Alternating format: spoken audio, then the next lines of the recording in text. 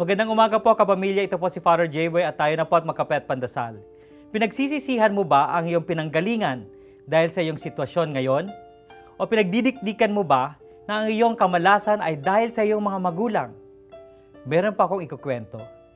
Dalawa pong batang lalaki, si Ruben at Roldan, ang lumaki sa bahay ng kanilang tatay na lasinggero.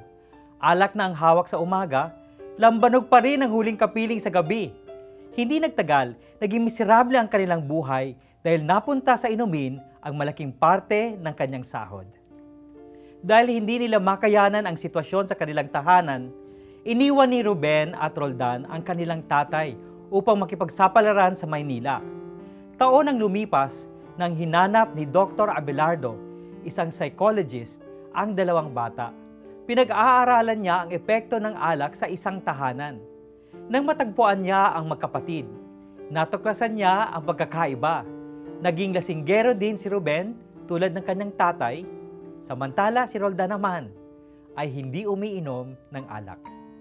Nang makausap niya ang magkapatid at itinanong kung bakit naging lasinggero ang isa, samantalang inaayawan naman ng isa ang alak, iisa ang kanilang sagot.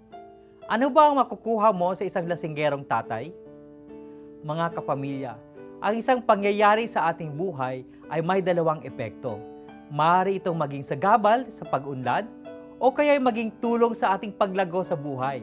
Ipagdasal po natin na piliin natin ang hakbang tungo sa ating pag-unlad sa buhay. Magandang umaga po.